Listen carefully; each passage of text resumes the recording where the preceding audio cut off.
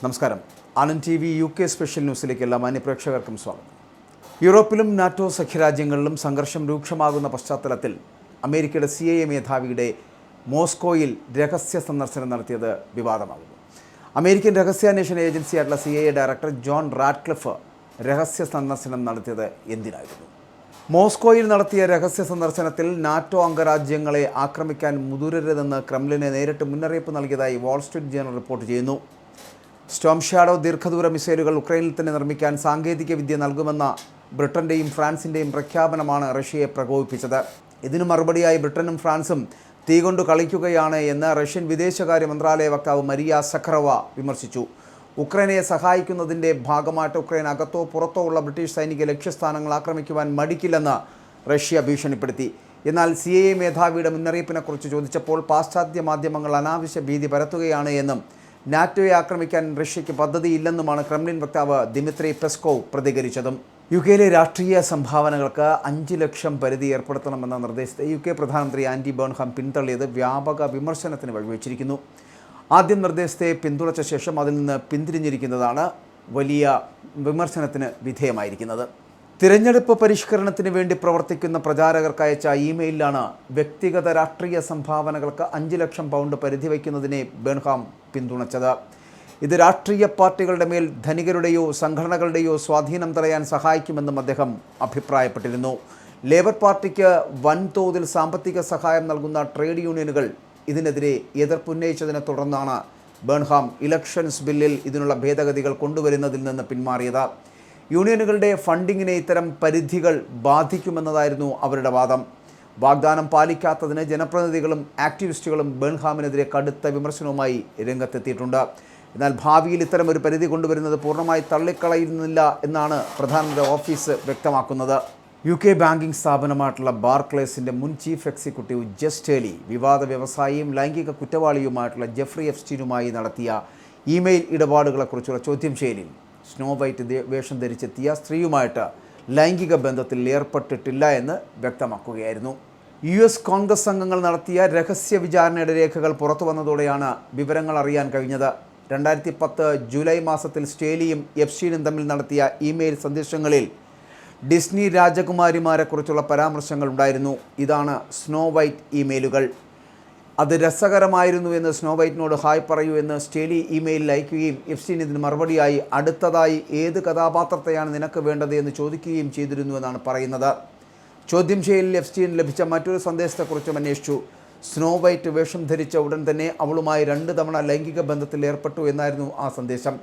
അതേസമയം snow white വേഷം ധരിച്ചെത്തിയ യുവതിയുമായി ലൈംഗിക ബന്ധത്തിൽ ഏർപ്പെട്ടിട്ടുണ്ടോ എന്ന ചോദ്യത്തിന് ഇല്ല, ഞാൻ അങ്ങനെ ചെയ്തിട്ടില്ല എന്ന് സ്റ്റേലി മറുപടി നൽകി. ഇമെയിലിലെ പരാമർശത്തെക്കുറിച്ച് ചോദിച്ചപ്പോൾ എപ്സ്റ്റീൻ്റെ അപ്പാർട്ട്മെൻറ്റിൽ വെച്ച് അത്തരമൊരു വസ്ത്രം ധരിച്ച സ്ത്രീയെ ഒരുപക്ഷെ കണ്ടിട്ടുണ്ടാകാമെന്നും എന്നാൽ അവരുമായി ബന്ധമില്ലെന്നും അദ്ദേഹം അവകാശപ്പെട്ടു. എപ്സ്റ്റീനുമായുള്ള വഴിവിട്ട സൗഹൃദത്തെ തുടർന്ന് UK സാമ്പത്തിക മേഖലയിലെ റെഗുലേറ്റർമാർ അന്വേഷണം ആരംഭിച്ചതോടെ 2021 സ്റ്റേലിക്ക് ബാർക്ലേസിൻ്റെ മേധാവി സ്ഥാനം രാജിവെക്കേണ്ടി വന്നത്. ലണ്ടനിലെ national hospital for neurology and neuro സർജറിയിൽ AI സഹായത്തോടെ മസ്തിഷ്ക ട്യൂമർ നീക്കം ചെയ്യുന്ന ലോകത്തിലെ ആദ്യ വിജയകരമായിട്ടുള്ള ശസ്ത്രക്രിയ നടത്തി. 48-കാരനായിട്ടുള്ള റീസ് ഹിബർട്ടിൻ്റെ കാഴ്ചശക്തി സംരക്ഷിക്കാൻ സഹായിച്ച ഈ ശസ്ത്രക്രിയ മെയ് മാസത്തിലാണ് നടന്നത്. രോഗിയുടെ ആരോഗ്യനില പൂർണ്ണമായും മെച്ചപ്പെട്ടതിനെ തുടർന്നാണ് വിവരം ഇപ്പോൾ പുറത്തുവിട്ടത്. ശസ്ത്രക്രിയക്കിടെ ഡോക്ടർമാർ പൂർണ്ണ നിയന്ത്രണം നിലനിർത്തിയിരുന്നുവെങ്കിലും AI സംവിധാനം തത്സമയ ക്യാമറ ദൃശ്യങ്ങൾ വിശകലനം ചെയ്ത് പ്രധാന രക്തക്കുഴലുകൾ, നാഡികൾ തുടങ്ങിയ നിർണായക ഭാഗങ്ങൾ തിരിച്ചറിയാൻ സഹായിച്ചു.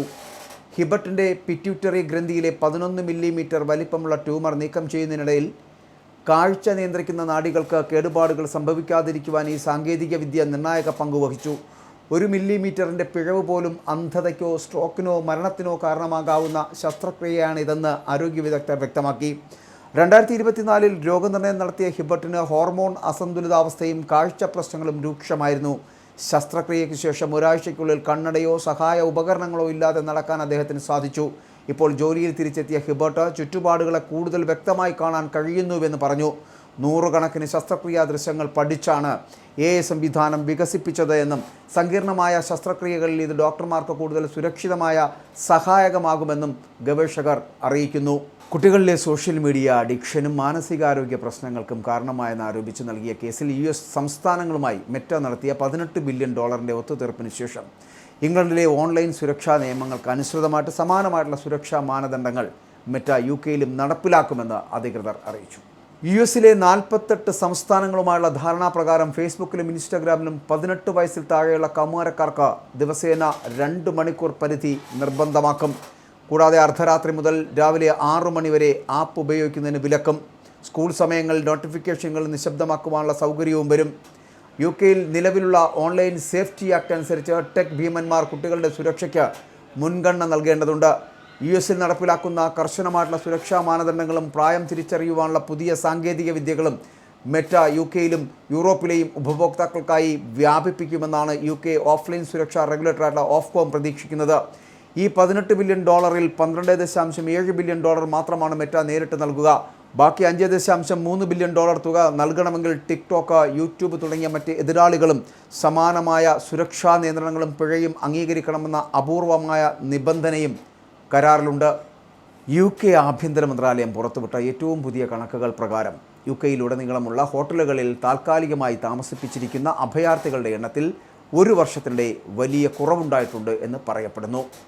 സർക്കാരിൻ്റെ പദ്ധതി പ്രകാരം ഹോട്ടലുകളിൽ കഴിയുന്ന അഭയാർത്ഥികളുടെ എണ്ണം പകുതിയോളം കുറയ്ക്കാൻ സാധിച്ചു. 10,000-കണക്കിന് ആളുകളെയാണ് മറ്റ് ബദൽ താമസ സൗകര്യങ്ങളിലേക്ക് മാറ്റാൻ കഴിഞ്ഞത്. അഭയാർത്ഥികളുടെ അപേക്ഷകളിൽ വേഗത്തിൽ തീരുമാനമെടുക്കുവാനും തീർപ്പാക്കാനും സാധിച്ചതാണ് പ്രധാന കാരണം. ഇതിലൂടെ യോഗ്യരായവർക്ക് താമസാനുമതി നൽകുവാനും അല്ലാത്തവരെ തിരിച്ചയക്കുവാനും സാധിച്ചു. ഹോട്ടൽ മുറികൾ വാടകയ്ക്കെടുക്കുന്നതിലൂടെ പ്രതിദിനം ദശലക്ഷക്കണക്കിന് പൗണ്ട് ടാക്സ് പണമായിരുന്നു സർക്കാരിന് ചെലവായിരുന്നത്. ഹോട്ടലുകളുടെ എണ്ണം കുറച്ചതോടെ UK ഖജനാവിന് വൻ തുക ലാഭിക്കാൻ സാധിച്ചുവെന്നും മുൻ സൈനിക താവളങ്ങൾ, ബാർജുകൾ, കമ്മ്യൂണിറ്റി പാർപ്പിടങ്ങൾ എന്നിവ നിർമ്മിച്ച ആളുകളെ അങ്ങോട്ട് മാറ്റിപ്പാർപ്പിച്ചത് ഹോട്ടലുകളെ ആശ്രയിക്കുന്നത് കുറച്ചുവെന്നും പറയപ്പെടുന്നു. ഹോട്ടലുകൾ പൂർണ്ണമായും ഒഴിവാക്കി സാധാരണക്കാരുടെ നികുതി പണം ലാഭിക്കുക എന്ന ലക്ഷ്യത്തോടെയാണ് UK സർക്കാർ ഈ നടപടികൾ വേഗത്തിലാക്കിയത്.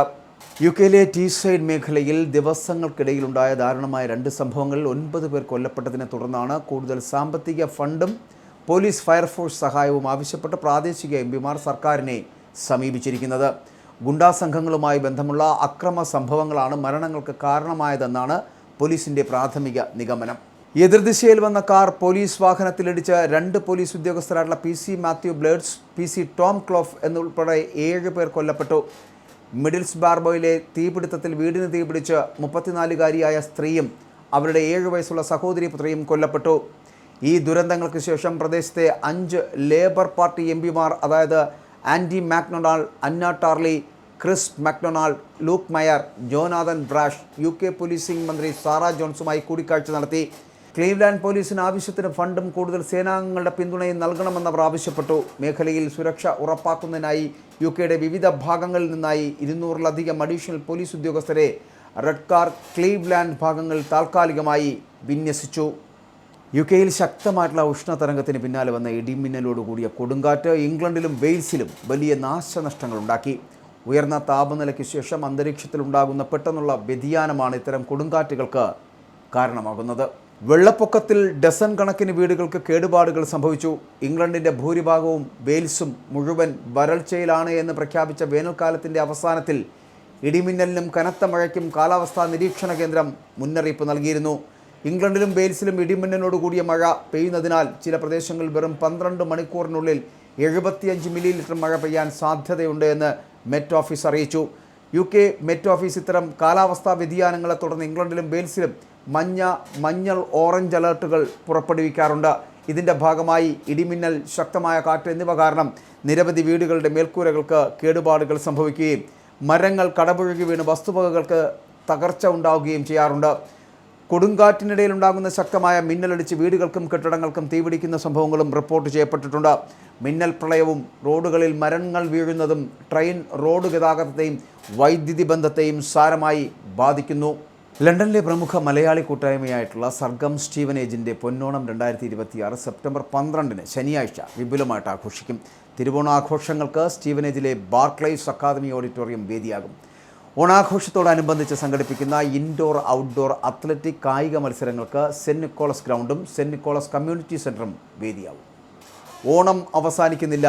ഈ മാസം 31 ചെസ്സ്, കാർഡ്, കാരംസ് മത്സരങ്ങളും സെപ്റ്റംബർ 5-ന് ഫുട്ബോൾ, ക്രിക്കറ്റ് മത്സരങ്ങളും 6-ാം തീയതി അത്ലറ്റിക് മത്സരങ്ങൾക്കൊപ്പം ഔട്ട്ഡോർ മത്സരങ്ങളും നടത്തപ്പെടും. സാംസ്കാരിക കലാസന്ധ്യയും പരമ്പരാഗത തിരുവോണ രുചികൾ തൂശനിലയിൽ വിളമ്പുന്ന വിഭവസമൃദ്ധമായ ഓണസദ്യയുമാണ് പ്രധാന ആകർഷണം. വർണ്ണാഭമായ പൂക്കളമൊരുക്കി തുടക്കം കുറിക്കുന്ന സാംസ്കാരിക സന്ധ്യയിൽ സ്റ്റീവനെതിരെ അനുഗ്രഹീത കലാകാരന്മാർ അണിനിരക്കും.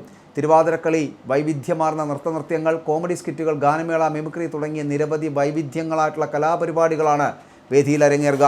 മാവേലി തമ്പുരാൻ്റെ എഴുന്നള്ളത്ത്, ഓണപ്പാട്ടുകൾ, മേളപ്പെരുക്കം, പ്രത്യേക തിരുവോണ സംഗീത നൃത്താവതരണം എന്നിവ ആഘോഷങ്ങൾക്ക് മാറ്റുകൂട്ടും. സർഗം സ്റ്റീവനെതിർക്കുന്ന ഓണനിലാവ് ഒരു വേറിട്ട കാഴ്ചയാകുമെന്നുള്ള കാര്യത്തിൽ തർക്കമില്ല. ഈ ബുള്ളറ്റിൻ പൂർണ്ണമാകുന്നു.